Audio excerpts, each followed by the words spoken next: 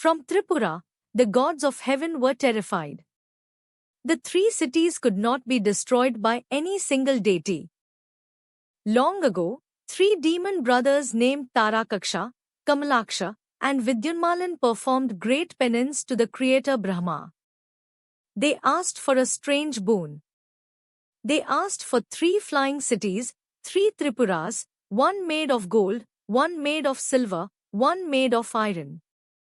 The cities would fly through the sky. They would only be destroyed if all 3 of them were struck down with a single arrow at the exact moment when they aligned in a straight line. Such an alignment, the demons calculated, would happen only once in 1,000 years. Brahma granted the boon. The demons built their flying cities. They became invincible. They began to attack the world. The gods of heaven were terrified. The 3 cities could not be destroyed by any single deity. Even Indra, the king of heaven, was helpless. The gods went to Shiva. Shiva agreed to take on the demons himself. But it would require all of his power. He sat down in meditation. He gathered into his bow, Pinaka, the energy of every god in the heavens. He waited for the rare astronomical moment when the 3 cities would align. The moment came. Shiva drew his bow. He released a single great arrow. The arrow flew through the heavens. It pierced all 3 flying cities at once. The demon brothers were destroyed. Their cities fell from the sky. The gods rejoiced. Shiva, exhausted, became known forever afterward as Tripurantaka, the destroyer of the 3 cities. But here is the part of the story that the people of the Tripura kingdom hold above all others. The arrow that destroyed the 3 cities was not really an arrow. It was, the Devi Bhagavata Purana says, the goddess herself, Devi, Parvati, the supreme feminine power of the universe, taking the form of an arrow for the purpose of destroying the demon brothers. Shiva had only fired her. She had done the actual work. After the destruction, she emerged from the arrow in her own form, radiant beyond any human eye, and Shiva bowed before her. He named her Tripura Sundari, which means the beautiful one who governs the 3 worlds, earth, sky, and underworld.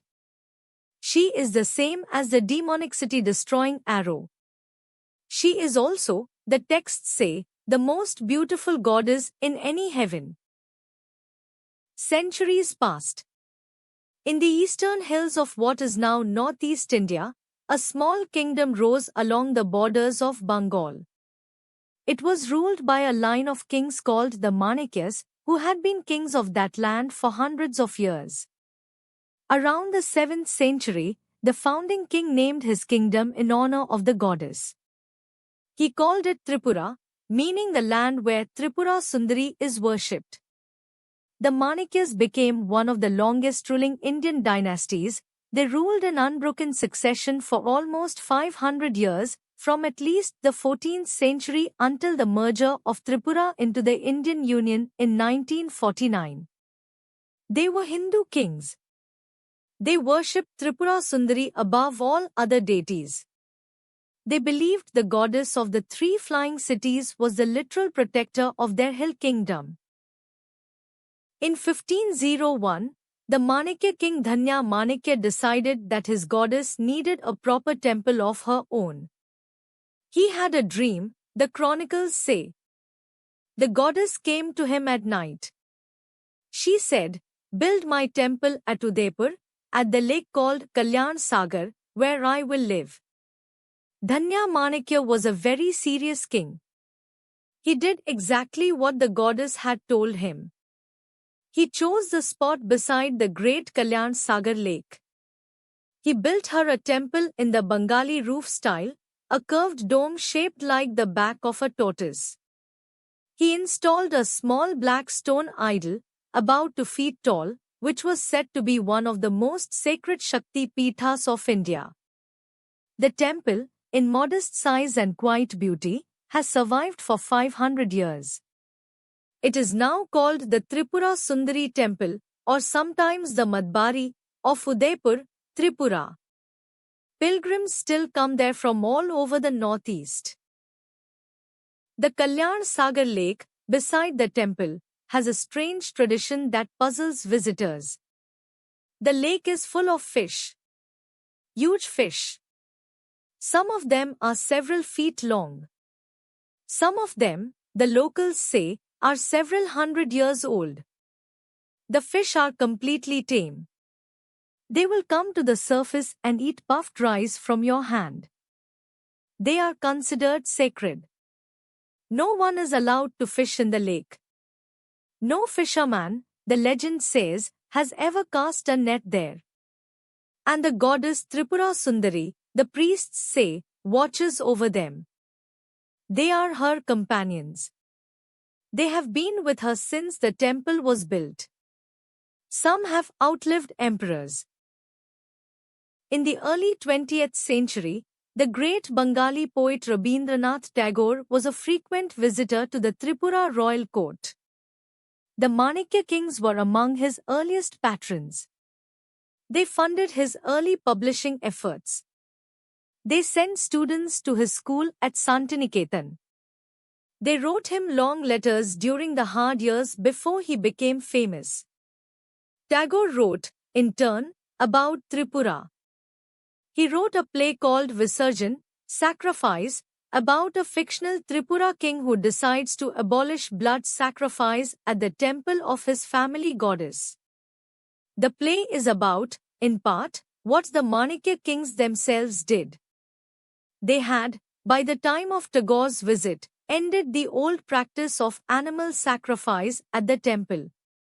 They had decided, on their own, that the goddess of the three cities had no need for the blood of any creature. She had only the need for our remembering her. Today, the kingdom of Tripura is a state in the Indian Union. The Manekya royal family no longer rules. The descendants live as private citizens.